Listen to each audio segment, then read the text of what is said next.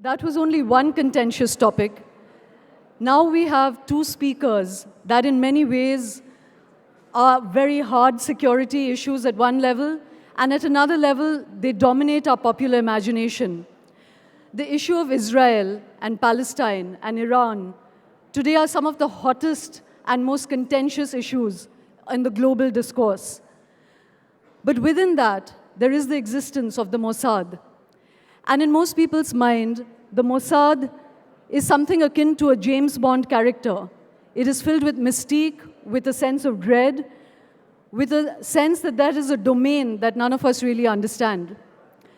To understand Israel and its relations with the world through the workings of the Mossad, we have today somebody very, very extraordinary, Efraim Halevy, who has been the chief of the Mossad under 3 Israeli prime ministers, and who has extremely radical views about how one should engage with one's enemies, not through assassinations, not through military might, but through talking and understanding the mind of the enemy. And with him, we have Kanwal Sibal, former foreign secretary, a very experienced diplomat who's been the ambassador in Paris, Cairo, and Ankara, has seen India through some of the most cataclysmic foreign events, geopolitical events, 9/11, the bombing of the parliament, and many other situations. And speaking to them is Nidhi Rajdan, the senior editor of NDTV and anchor of the very popular show Left, Right, and Center. Please welcome all of them.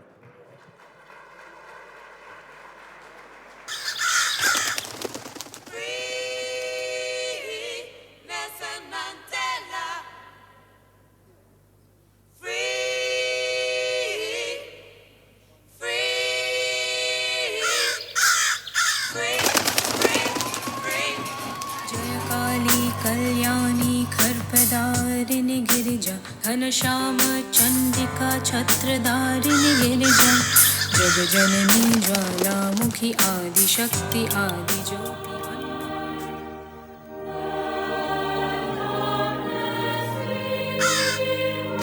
I was hungry and you gave me to eat. Hungry not only for bread, hungry for love.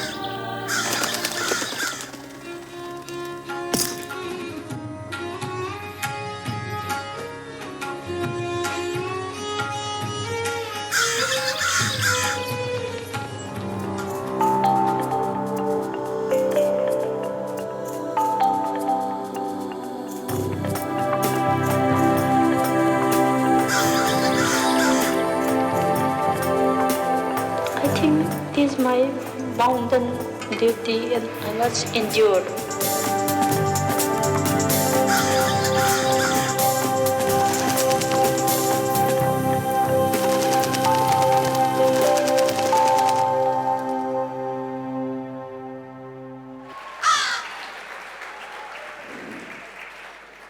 Ladies and gentlemen, welcome to this session titled War Talks and Peace Moves. Shoma has introduced our two guests with us on stage today, and it's fascinating to be able to talk to an ex-spy, especially someone who's been head of the Mossad.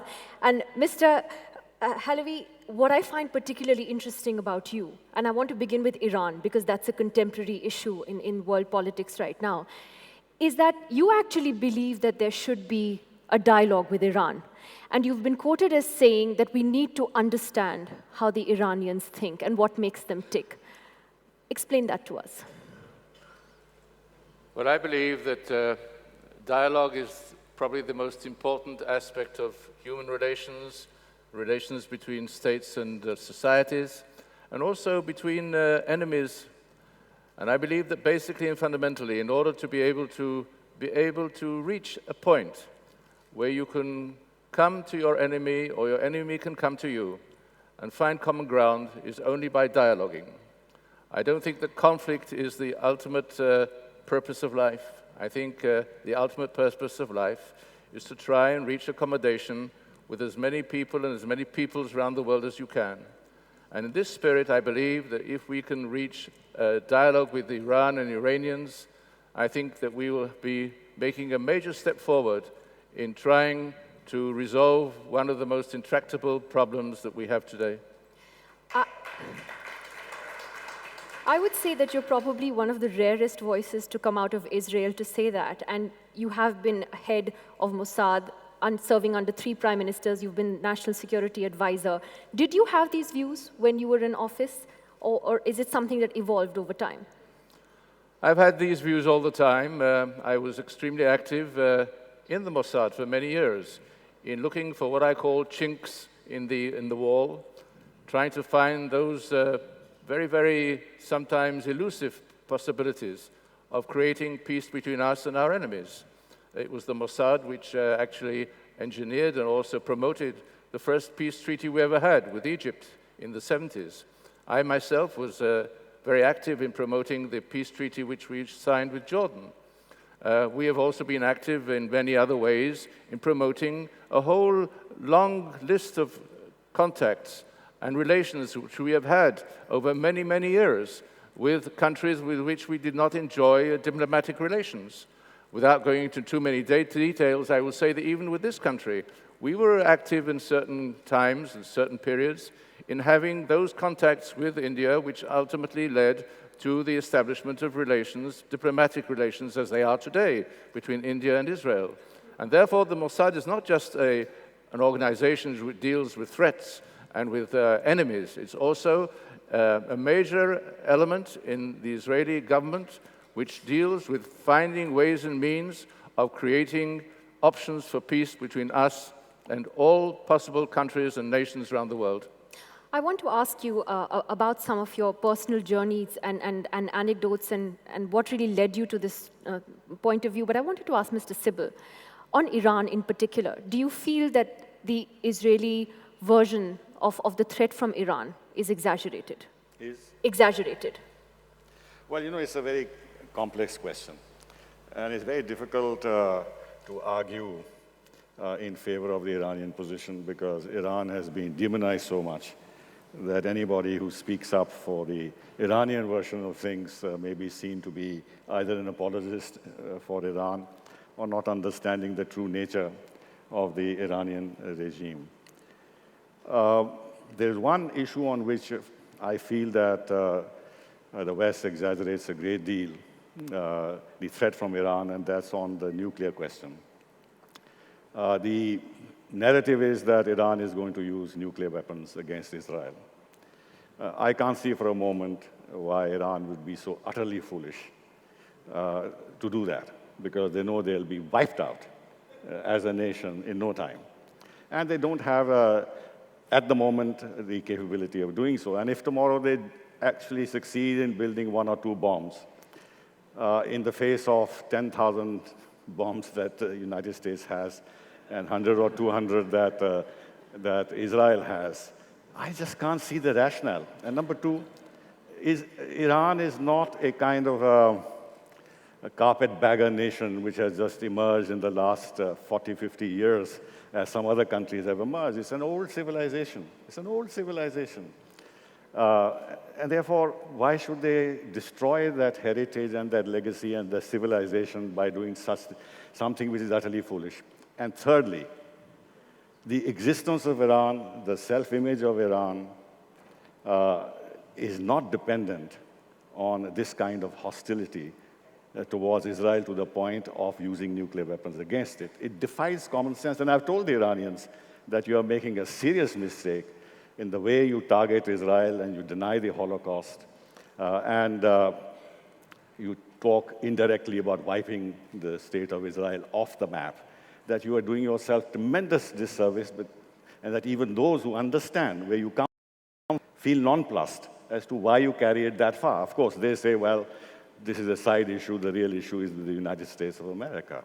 And that once we are able to reach some kind of an agreement with the United States, this issue will fall by the wayside. Are you then surprised by Mr. Halevy's views? Is it a refreshing change to see somebody, again, as the former head of the intelligence in Israel, to have these kind of views on dialogue with a country like Iran, on trying to understand the people of Iran? Well, firstly, let me also say that we sometimes have a wrong impression of Israel, as if everybody in Israel wants to militarily act against Iran. I think there are a very sizable body of very responsible people within Israel who don't want that. And you don't see the logic of this. And therefore, I'm not surprised that a person of the stature of Mr. Halevy says that the road to a solution with Iran is through dialogue. But having said that, I think Prime Minister Netanyahu doesn't quite fit into the political mold of Mr. Halevy. Maybe he's competing with Avi Lieberman on his right, and he therefore doesn't want to yield political space to him, and therefore takes up these extremely radical positions. And this constant threat of using military weapons, using military means against Iran, I don't think is helping actually to promote what people like Mr. Halevy are doing to create the right conditions for a dialogue with Iran. How does the establishment in Israel respond to these views when you talk about talking to Iran, when you say that, and you said that a military strike is not off the table, but it should be the absolute last resort? How does the establishment view you? I mean, are there other people who agree with what you say? Well, first of all, let me say that alongside my advocacy of talking to the Iranians, which I have been advocating for many years now, for several years, I don't want to minimize the threat of Iran to Israel. Let us be honest about this. Iran and Israel are at war, not because Israel has decided to go to war, but because Iran has decided to go to war. Every day now we have rocket attacks from Gaza into Israeli territory in the south, and all the equipment and all the rockets have been actually manufactured either on Iranian territory or, for instance, as recently became clear, on Sudanese territory, for example, where the Iranians had a big factory manufacturing this kind of equipment. So we have a state of war. We have a state of war in the north with Lebanon, on our Lebanese border. We have a whole group there, the Hezbollah in the south, who are armed to the teeth by the Iranians. So I don't want to minimize the threat of Iran to Israel. And on top of that, we have the fact that Iran, which is a member state of the United Nations, denies the right of Israel as a member of the United Nations to exist. And this is something which is intolerable.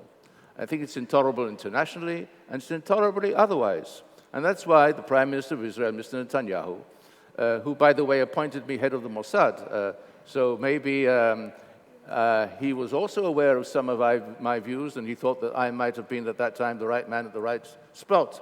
So as you don't wish us to demonize Iran, and you're right, I don't think we should demonize Mr. Netanyahu. He's the elected Prime Minister of Israel.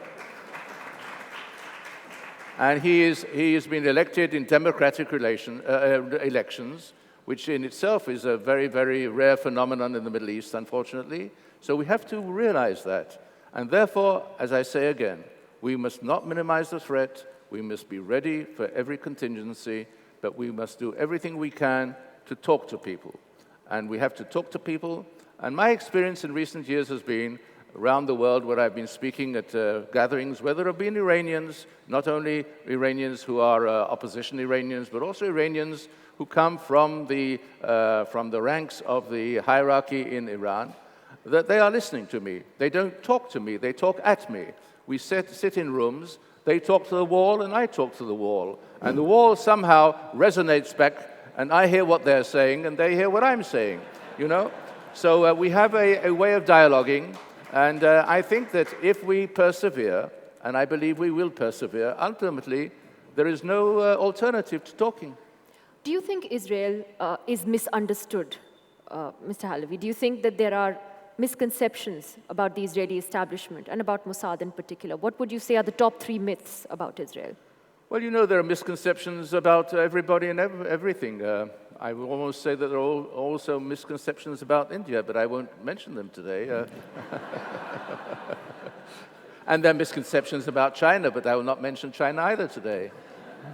But yes, there are some misconceptions about Israel, and I think that there is a misconception about why Israel originally came into being and where Israel wishes to go. Israel came into being as the nation and the state of the Jewish people. We've been there for over 3,000 years. We speak the language of our forefathers. We read the Bible in Hebrew, which is our language, and we speak the language of the Bible today. We're probably one of the most ancient peoples on earth. And after 2,000 years in exile, we came back to our country. We realized there were others there as well. By the way, all the time, throughout the ages, there were always Jews in what was considered Palestine, Jewish communities, thriving communities. And we realized that ultimately we would have to find a modus vivendi. And when the United Nations came about in 47, many years ago, around the same time that India became independent, and decided that there would be two states, we accepted the solution, the other side didn't accept it, and we ultimately had to go to war, and there was a war, and there were the results of the war, and we emerged with our state intact. We basically want to find a modus vivendi with our neighbors. It's a difficult task, a very difficult task, because there's culture involved, there's religion involved, and when you have religion involved, it's a very, very dangerous set of values which you have to put to the test. And therefore, I believe that we have to be patient, we have to persevere, and we will ultimately reach that point, and I believe that ultimately we will have the peace we are seeking with our neighbors. Mr. Sibal,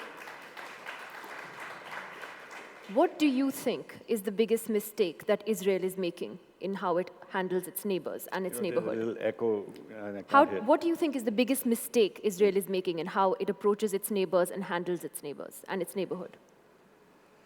Well, I would fully sympathize with Israel's extremely vulnerable position in this sea of Arabs around them. It's a small country with no depth and with such numerous enemies who have not accepted or unwillingly accepted or reluctantly accepted the existence of the State of Israel. So therefore, I can see where Israel's mindset and psychology comes from.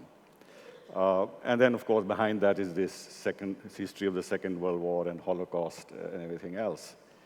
Now, having said that, one has to then see what is Israel's role and responsibility and that of its supporters in the United States and the Western world in preventing an equitable solution from emerging in this area between the Israelis and the Palestinians. A lot of countries have been at it for decades, and till today, there is no solution. I think in one area where one can fault Israel, and perhaps many countries would feel that and may not say so openly, is the Israeli settlement policy. Because they've kept on extending their settlements more and more into the West Bank. And they have divided and parceled out West Bank with their security roads and other things in such a way that even if tomorrow a two-state solution is possible, there will not actually be another state on the other side, because it will be a congeries of little localities not linked with each other, and therefore Israel completely controlling that territory. And that's a problem. That's a problem because if Mr. Halevy is right, and he's right historically that Jews have been in this area since 3,000 years, but the Arabs have also been there for a couple of thousand years or more. Now, that is one. The other, of course, is that Israel, and I can again see why they have done that, is that they do not want any threat to emerge in their neighborhood which might threaten their existence, and therefore they have taken military action time and again to suppress any possibility of any threat to them. And this has therefore given the image to Israel of a militaristic country which wants to deal with the challenges to its security in a particular way. Now let me just give you a small example where our two countries differ. Now we have the same problem with terrorism as Israel has, and we fully understand what their compulsions are, and I'm sure they understand ours. But our methodology with dealing with terrorists is very different. There is eye for eye, tooth for tooth, use your air force, use your tanks, kill them, assassinations and everything else, and that compounds the problems. Many Indians would say we should emulate that. Many Indians would say that. We don't do that. Yeah, we don't. We don't do that. We don't use our heavy military weapons against populations and this and that. Now, that creates its own reaction. Now, it's for the Israelis to see whether this methodology has really succeeded or will succeed, or whether a different tack ought to have been taken or should be now taken. But I think too much water has flown under the bridge for Israel to reverse its steps, and too much bad blood has been created for any viable solution to emerge in the near future. Is that Israel's problem, that it is at its core a militaristic state that looks for a military solution to its problems?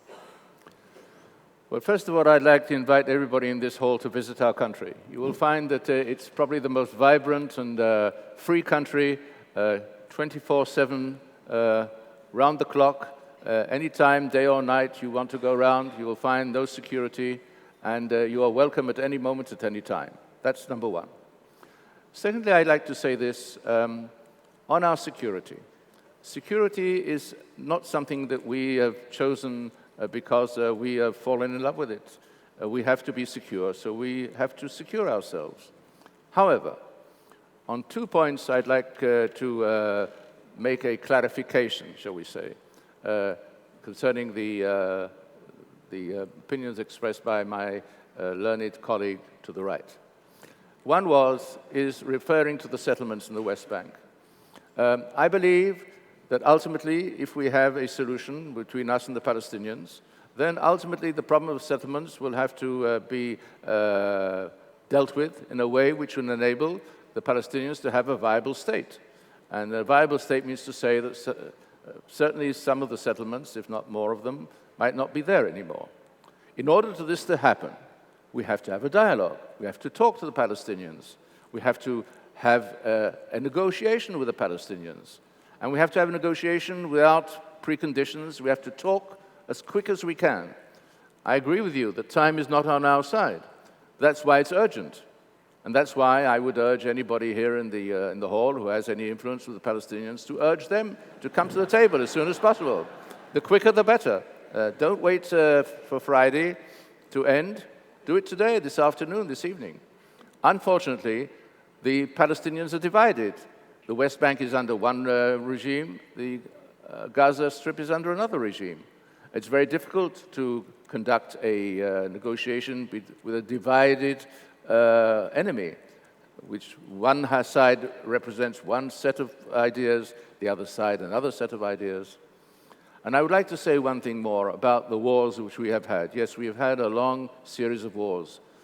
All the wars except one were initiated by us. Were initiated by the other side, and that's not it's not a Freudian slip. All the wars were initiated by the other side, except for one. All the wars were designed to bring about, in one way or other, the demise of the State of Israel. All of them ultimately failed. There was one leader on the Arab side who had the courage and the determination and the capability to come to us and to sit with us at the table, and that was Anwar Sadat. He was the president of Egypt.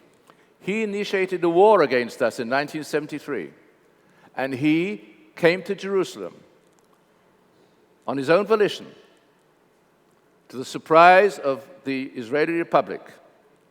By the way, between you and me, not to the surprise of the Mossad.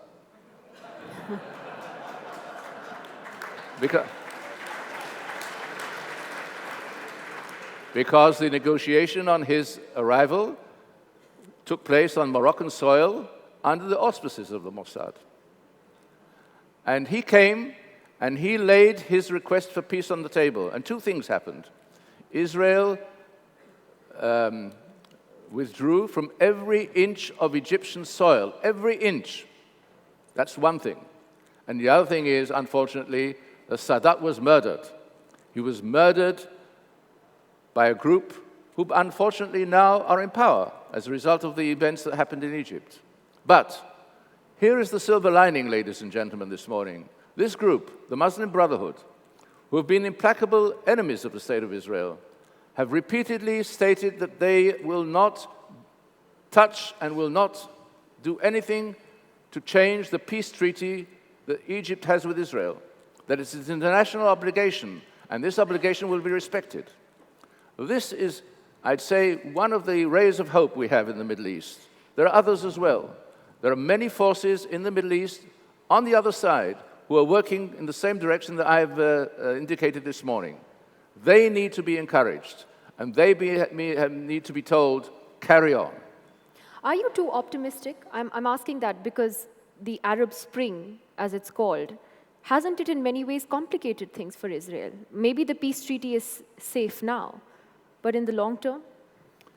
I believe the peace treaty will be safe as long as Egypt needs to deal with its problems, and this is going to be for a very long time to come. You've discussed many issues here this morning, water and other issues. In the next few years, the next decade, we're going to have 1 billion more population on this earth. There's not enough water for this additional billion. There's not enough food for it. The Egyptian population has doubled in the last 30, 40 years. You have to find food and water and employment and a quality of life for a country which is besaddled by unemployment, which is tremendous. The same, by the way, applies to Iran. The population of Iran has doubled in the last 30, 40 years. There are almost between 80 and 90 million population in Iran today, as compared to 40 to 50 million just a short time ago. These domestic problems are going to be the critical problems for every administration. And if the powers that be in Tehran, the powers that be in Egypt, in Cairo, will not find the solutions to this, they will be held accountable by the public.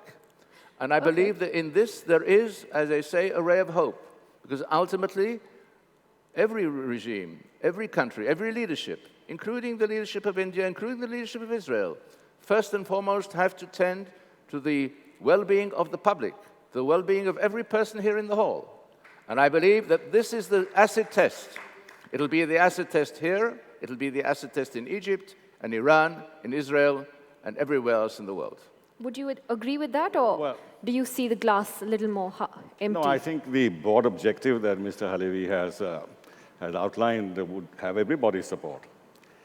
But I have a slight problem, which is that Mr. Netanyahu continues to talk about a strike. Military strike against Iran. And at least from what one reads and what one talks to people who are involved, the US administration is trying to hold him back because they don't want Israel to do anything precipitate, which might then involve them and create enormous problems for them. From our point of view, any military action, for whatever reason, would be most undesirable because we have 6 million people in the Gulf. We have $38 billion of remittances coming from there. 80% of our oil supplies come from that region. And if this region bursts into flames because of Israeli action or US military action, we'll have an enormous problem on our hands. I mean, from Libya, we moved out 18,000 people, within a month with great difficulty. We can't move out 6 million people out of the Gulf. And with all the other collateral damage that will be done to the Indian economy, including the shooting up of oil prices. I think that's a very wrong way to deal with this problem, however intractable it is, and it will leave behind a legacy of even more conflict and more hostility amongst the Arabs and the Iranians, between the Shias and the Sunnis, and of course between Iran and the West, etc., etc. I hope this thing doesn't happen. As for the Arab Spring, I was ambassador to Egypt, as was mentioned earlier, and while I think Sadat did show a great deal of statesmanship and became the linchpin of a certain degree of stability in the region because of the peace treaty with Israel, but it was a cold peace. There was no warmth in it, and he tried in every way to keep the relationship at the lowest level possible of engagement. And then, of course, while it is true that Israel vacated all the Sinai and everything else, but there were certain conditions laid down regarding the remilitarization of Sinai and all, which were perhaps all very sensible in order to prevent the possibility of renewed hostilities and conflict. From our point of view, we can't be very comfortable, even if Mr. Halevy sees some sort of a silver lining in the views of the Muslim Brotherhood and some other regimes that may come into power, taking a more practical view of the relationship with Israel, which makes sense because Egypt is so aid-dependent. It needs those $2 billion that it gets American aid, from United States. That would go, yes. Now, of course, Qatar and Saudi Arabia have stepped in. I hope that doesn't give him more oxygen in terms of his Islamic leanings, which would be a pity. But I think that the Muslim Brotherhood is not wedded to any form of democracy. They come from a very different background. Yeah. And this kind of euphoria that is being built up by calling it the Arab Spring, as if flowers are going to bloom and butterflies are going to fly. To my mind, it is not realistic. You should see what it is and not get into this false discourse of democracy, because it suits the Americans to say that is the Arab Spring, and because they're supporting the new regimes, they have to project them as being democratic. But I think behind this, there is a huge problem for countries like India, for countries like Israel, because from Tunis to the borders of Afghanistan, you will have the Muslim Brotherhood kind of ideology, which is going to become the dominant, successful ideology, and I think we should carefully think about the implications for us. You of all people understand the difficulties of working with the Muslim Brotherhood, their ideology, their links. You still see that silver lining. You still think that that they will look at the interests of people. They will be answerable to their people. Well, first of all, I'd like to say that I broadly agree with the former ambassador to Egypt about the situation in Egypt today. But unfortunately, for him and for myself, we are not able to change the regime in Egypt today, in the foreseeable future. And therefore, the question is, do we deal with the people that are on the spot or not? And I think we have to deal with them as long as we can. Secondly, I'd like to say this. I have great respect for the policies of India on terrorism and other issues, and this was mentioned earlier on. I've had dealings with counterparts here in this country, and they're very eminent and very capable people. So I want you to feel safe, certainly here this morning. But I also want to say this. In the last 50 years, Mr. Ambassador, when India thought that its basic interests were at stake, India was also engaged in confrontation here with what you considered then as a foe. And the subcontinent in India has not always been as peaceful as it is today. And therefore, it's not that I take a leaf out of your book. Don't misunderstand me. But what I'm saying is that if our basic interests are at stake, and if they are endangered, we will have to take the necessary steps in order to protect them. Now, just one other thing I'd like to again say. I don't have the attack plans of Israel concerning Iran. I forgot to take them with me before I came. But there goes my next question. Maybe if you invite me next year, we'll discuss Bring the that. maps. Yeah. But I would like to say this. The idea of what's going to happen in the Gulf and so forth, if I were in your place, I would be relatively confident that some of these prophecies that you mentioned and probably are very dangerous to India will probably not come true. The Iranians were the first to rush to say that they're not going to close the Straits of Hormuz, that they will not do so. And that's after a spate of very, very vitriolic statements which they issued a few days before they made the statement which more or less calmed the atmosphere. The Iranians are logical people. It's obviously often been asked, are they logical people? Yes, they're logical people. Their logic is not the same as ours, thank God. But they're logical people. And their self-preservation is the number one necessity which they have, like every other nation in the world. And therefore, my view is that we should approach this as we've always approached these problems, with a sword and an olive branch. You have the sword on one hand and the olive branch on the other hand, just as, by the way, India has. And I believe that the way you have done this for the last 50, 60 years has been very, very profitable and very conducive to the interests of India. But do you believe? And it will also be the interests of Israel. But do you, many people believe that any immediate threat of military action by Israel against Iran has been averted for now, perhaps for the next 8 or 9 months. Do you think it's going to happen? Well, you said 8 to 9 months, that's you're saying this. That's that's your what many understanding. analysts believe. Okay, I don't have any time frame like that. I believe that after the 6th of November, when there's going to be an election in a country not quite far away from us, and I believe after the 6th of November, probably there's going to be a very, very serious effort on the part of many people around the world to get the Iranians to the table to discuss very seriously this issue. And I'm sure that in these discussions, the Iranians will also have to come to terms with realities.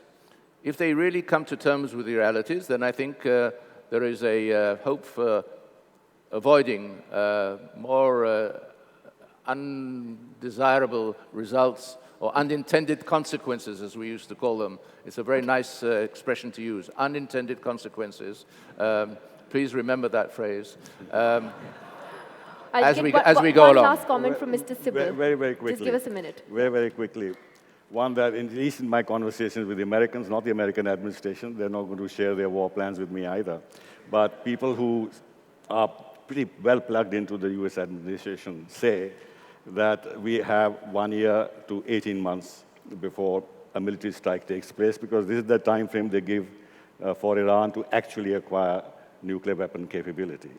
So that threat is very much there. Secondly, and this is important, that Iran has offered, through the back channel and otherwise, to talk, yes, that they are willing to go to the United Nations, to the Security Council, and have a resolution passed in which they will give up their right to build military, civilian, nuclear military capability. In other words, it will be a resolution in the United Nations backed by the P5.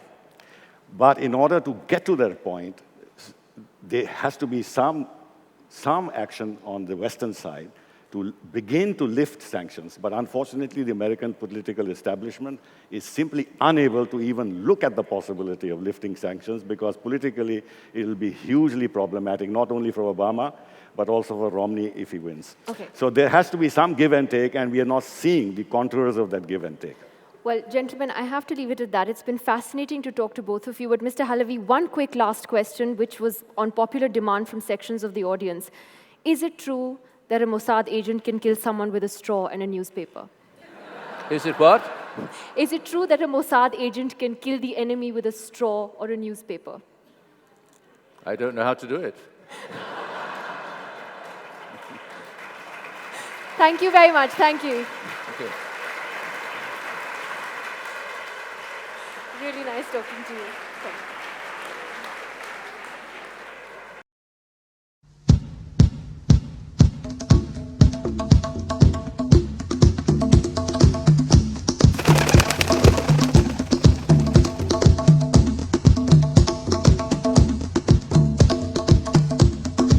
I have a dream that one day on the red hills of Georgia, the sons of former slaves and the sons of former slave owners, we shall